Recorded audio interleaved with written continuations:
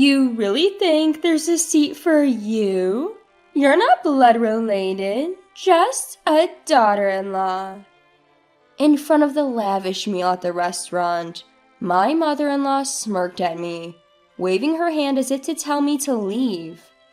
I was trembling with anger, and as I turned to leave the room, mother-in-law stopped me. Wait, what about the bill? If you're leaving early, leave the money.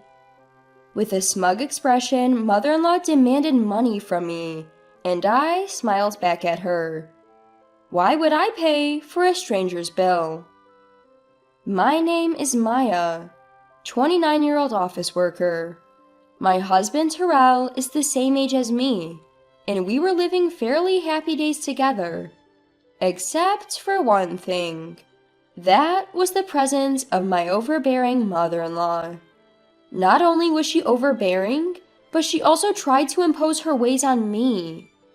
Our house is very close to mother-in-law's, so she often comes over uninvited, nagging me every time. You can't satisfy my son with that kind of cooking. Add more side dishes. In this room, what a mess. What are you doing all day at home? You're such a failure.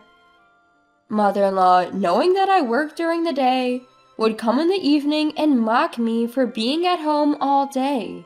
Also, since she adores her son, my husband, she doesn't act like this in front of him. So even when I talk to my husband about mother-in-law, he doesn't believe me. If he hasn't seen mother-in-law's harassment, it's not unreasonable for him not to believe it. At first glance, she seems normal. So no matter what I say to my husband, he doesn't believe me. Perhaps thinking it's okay as long as my husband doesn't find out, mother-in-law's nagging escalated. Now she comes in with a key my husband gave her, complaining about cleaning and cooking. She also badmouths me to the neighbors, and the list goes on. I told my husband many times that I want to move far away from my in-laws, but he's been busy with a big project at work and hasn't taken me seriously. Then my husband got promoted at work. The project was a big success, so he got promoted and his salary increased.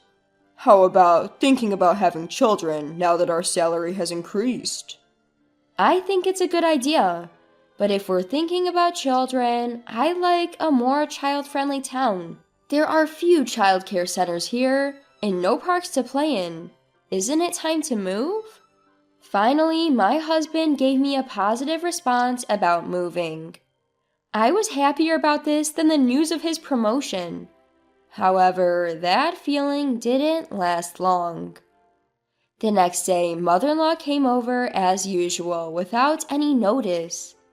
I was fed up, thinking she had come to nag again, but it seemed different this time. I've decided to celebrate my son's promotion, so I've reserved a restaurant. It's a very expensive place, but it's elegant, and the food is top-notch. Plus, the staff's attitude is wonderful, and it's a word-of-mouth reputation. That's nice. Good for you. You're as unfriendly as ever. Well, never mind. I want you to come to this restaurant too. Please come. I'll check my schedule, but it's probably impossible. Don't say that. We'll be waiting for you. Even though I answered that way, mother-in-law just smirked and left. Until now, she had been enjoying excluding me, but now she's inviting me and saying she'll wait. There must be something going on. When I asked my husband when he got home, he said he had already told mother-in-law that we would go together. She reserved that restaurant for us, and I'm looking forward to it. You feel the same way, don't you, Maya? Sorry, but I'm not looking forward to it. I don't know how much money it will cost at such an expensive place. I don't want to go. Just say I have urgent business and enjoy yourself. Why are you thinking so negatively? Besides, it's not just us going to the restaurant. My brothers are bringing their wives too. It would be bad if you didn't come with the whole family celebrating me. My husband, excited about going to a fancy restaurant for the first time, insisted that I should go even though I didn't want to. My words no longer reached my husband. If he believes mother-in-law more than me, I'll record mother-in-law's harassment with a voice recorder I bought online. She's probably planning to harass me at the celebration too. I'll record her voice and play it for my husband. If he still defends mother-in-law, I'll divorce him. With that decision, I felt a bit better. Still, the day to meet mother-in-law at the restaurant was depressing, and I kept sighing. I hardly knew my husband's brothers, having only met them at the wedding. And I had no memory of talking to their wives beyond greetings. When we arrived at the restaurant, the waiter led us to a large room. Mother-in-law, the eldest son and his wife, and the third son and his wife were already seated. The lavish food was already on the table, and there was only one empty seat. My husband then tilted his head in wonder. There aren't enough seats. Did the waiter make a mistake? I'll go ask. Everyone start eating. The moment my husband left the room, mother-in-law stood up and sneered at me. There's no seat for you. Why should I invite a stranger who just married my son to a family celebration? So I'll give you a choice. Show your sincerity and be accepted as family, or leave and never show your face to me again.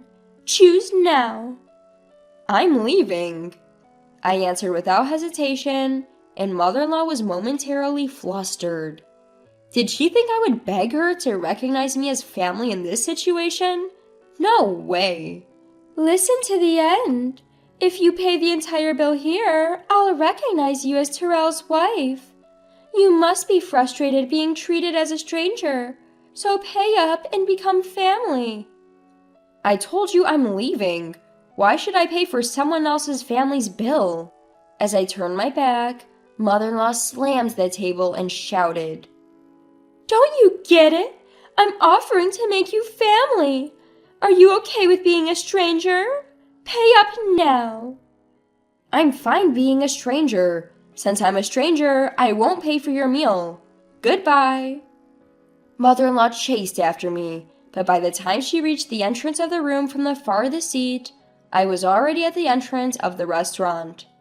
When I got home, thinking I'd email my husband, he came back within 10 minutes. The waiter said the reservation number wasn't wrong, and my mom was causing a scene. I heard the situation from my brother. I'm sorry for making you feel bad. You managed to come back quickly. She seems like she would make a fuss if you left. How could I eat with them after they made fun of my Maya?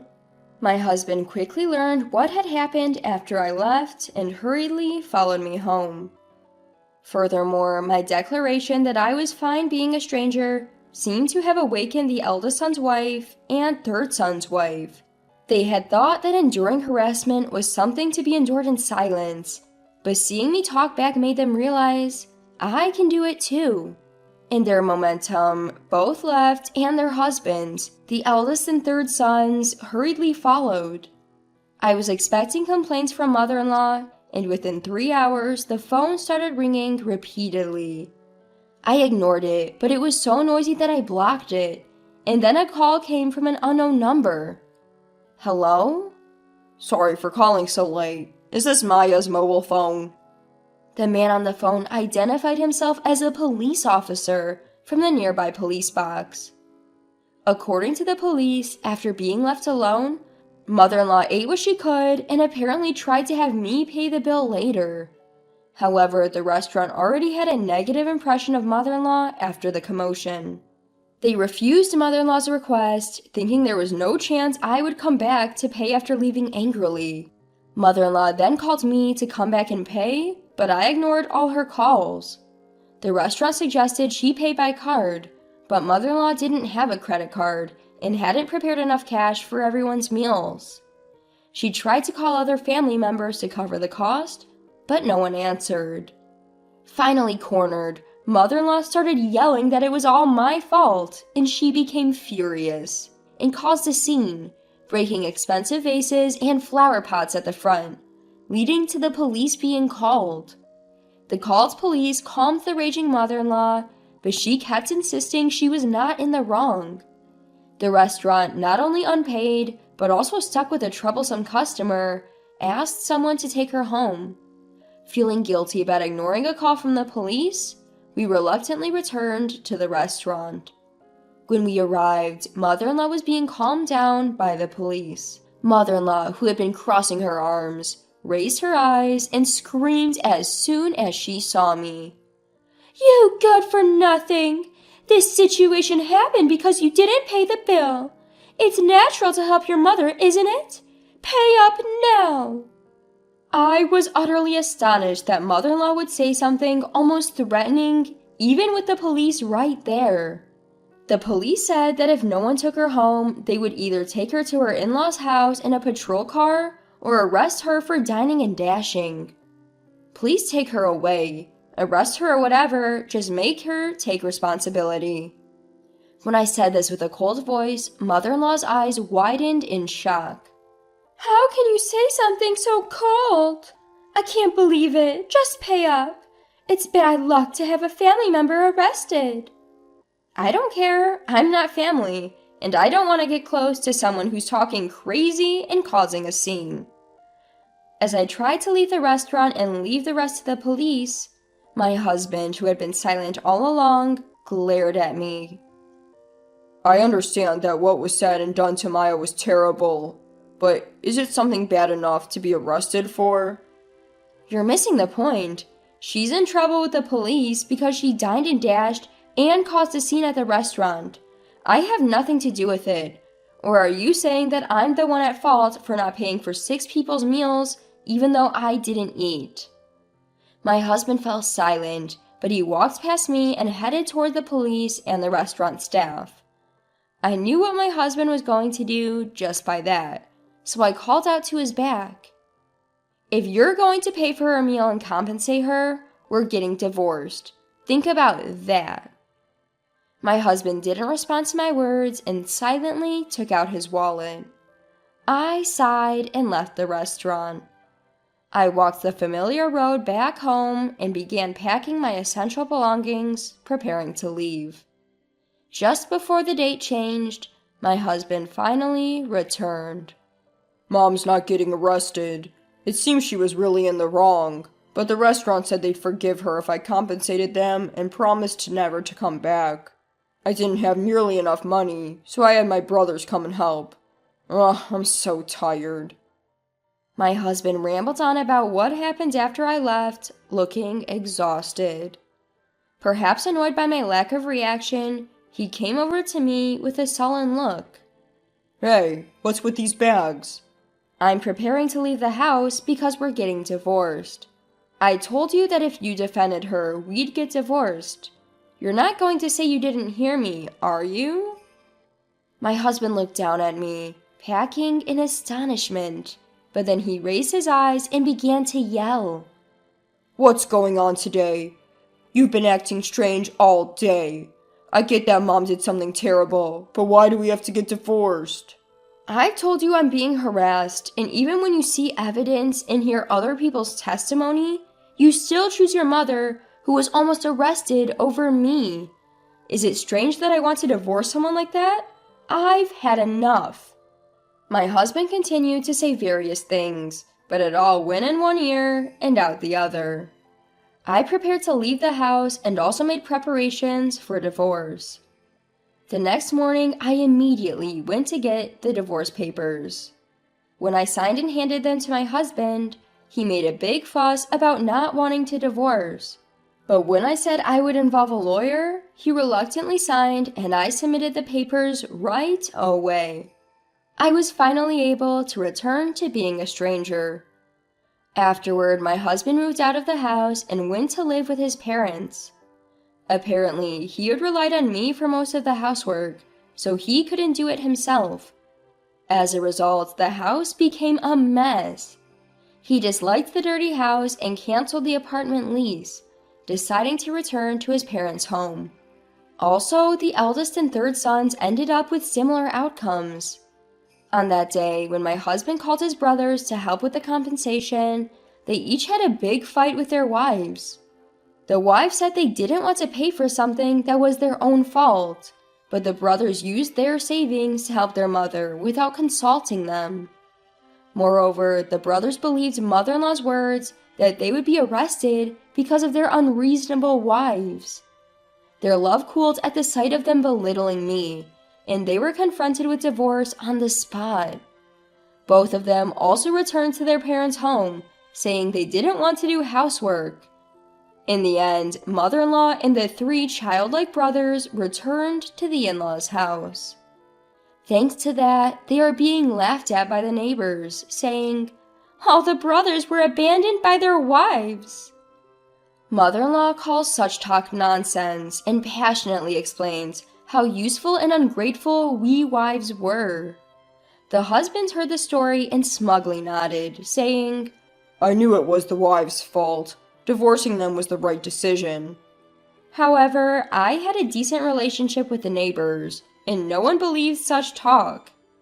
The neighbors knew about mother-in-law's nasty personality, so they quietly kept their distance and laughed at her.